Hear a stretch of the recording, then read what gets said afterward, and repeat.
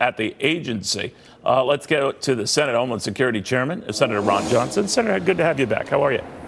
Great, Neil. How about yourself? Fine. Let me ask you then about what you make of what former Director Holbert was saying here, that there is a crisis at that border. This calls for sweeping action. He said of the president's replacement for Kirstjen Nielsen, Kevin McAleenan, that Kevin will put his foot on the gas, meaning that he will take dramatic action. What do you think that means?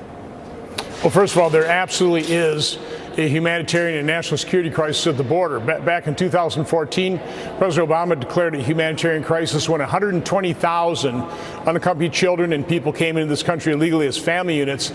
In just the first 6 months of this year, 240,000 have come. It's overwhelming our system. But from my standpoint, the ball is in Congress's court. It's been the dysfunction in Congress. We have to change laws. Listen, we need better barriers. It's up to the president to decide who he wants in these agencies to advise him. But the fact of the matter is, what's fueling this crisis are loopholes and legal precedents that reward and incentivize unaccompanied children and people coming into this country as family units. It's basically, through no fault of their own, reduced CBP to a mere speed bump on the path of long-term residency for unaccompanied children and people coming in as family units. We have to change these laws. All right, now, the fact that there's been what someone called a purge going on, Homeland Security may be warranted. It sounds from what you're saying, Senator, you believe it is warranted. But will this complicate actions in the meantime at the border at a very difficult time? What do you think? I am concerned about a leadership void. I've talked to Mick Mulvaney.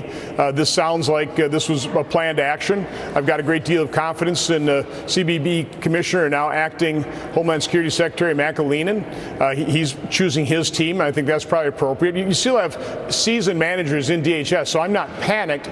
I'm concerned because leadership matters, particularly when you're in the midst of a crisis. But again, let me emphasize, the ball is in Congress's court. The president can't fix this without Congress changing some of these laws.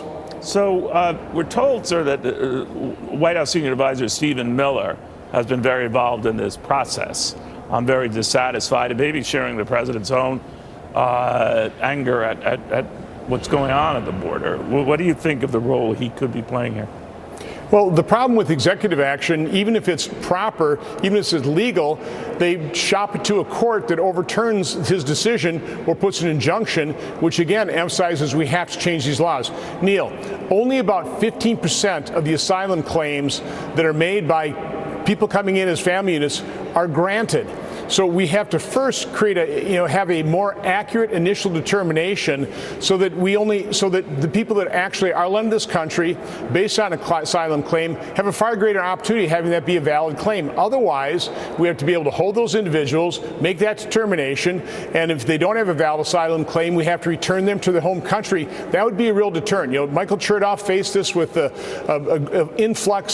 surge of Brazilians in 2005. Far smaller numbers, but 31,000. He instituted a program of rapid removal called Texas Hold'em. The next year, only 1,400 came in. So we know what works. There has to be a consequence. We have to remove people that don't have a valid asylum claim. It has to be rapid but fair adjudication of those claims. I'm wondering what you make separately, if you'll indulge me, sir. The president has two picks for the Federal Reserve that obviously have to get Senate okays. And the one that just got a fourth no vote among your Republican colleagues is Herman Cain, the former presidential candidate, fast food titan. Is he toast? It depends on whether he can make it first through the banking committee, but he's been a former governor chair in the past. He's a business person. I think he's a capable individual.